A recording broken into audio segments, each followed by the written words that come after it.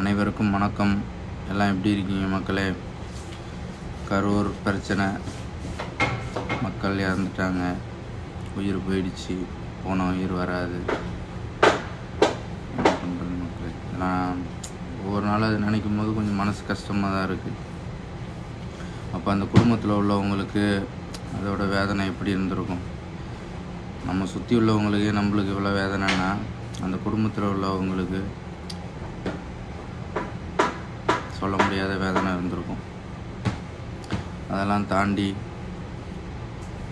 ஒரு கூட்டம் போட வந்ததுக்காக உயிரே போயிடுச்சு.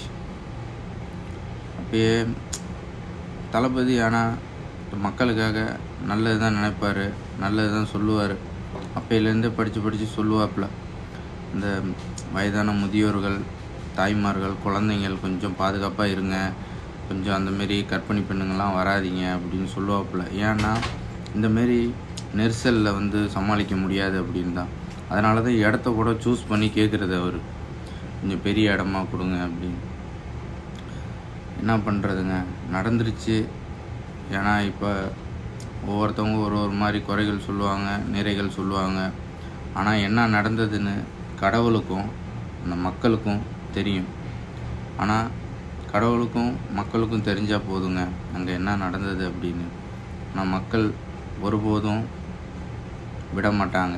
தப்பு நடந்தது யாரால் என்னன்னு கண்டுபிடிச்சி கண்டிப்பாக வெளியிடுவாங்க. தளபதிக்கு ஒரு நல்லது நடக்கும். தளபதி கண்டிப்பாக மக்களை போய் சந்திப்பார். அந்த இறந்தவங்க வீட்டுக்கும் கண்டிப்பாக போய் பார்ப்பார்.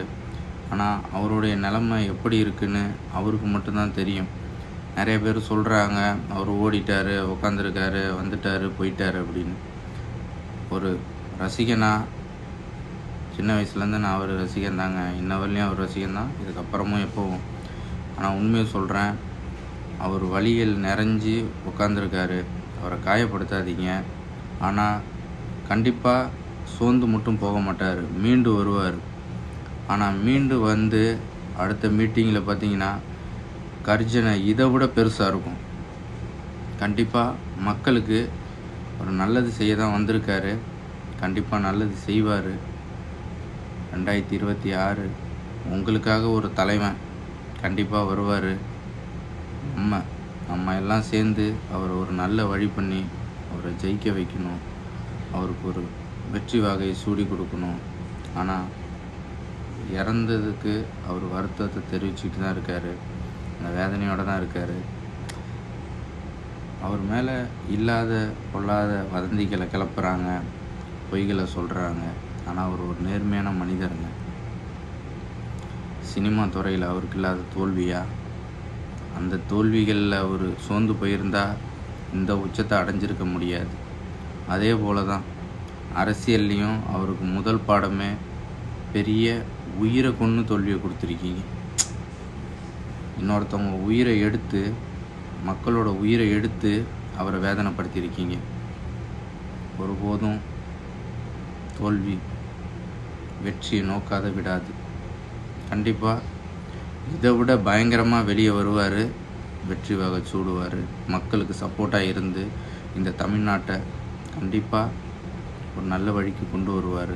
2026 வெற்றி நமது. நிறைய பேச வேண்டியது இருக்குங்க. நான் வீடியோ பெருசாக போட்டுட்ருக்க முடியாது.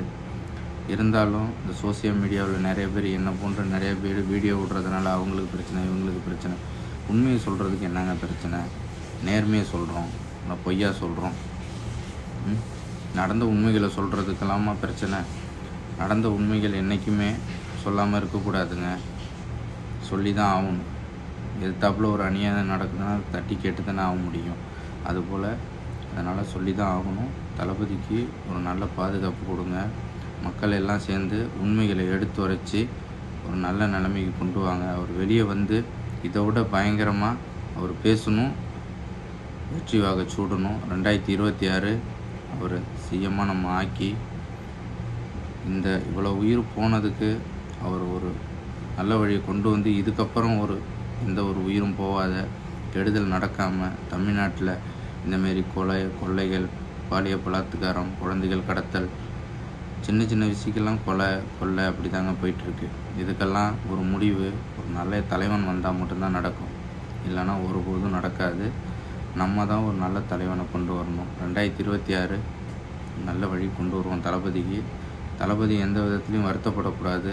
உங்களுக்கு மக்கள் நாங்கள் இருக்கோம். நீங்கள் 2026 ஜெயிக்க வாய்ப்பு இருக்குது.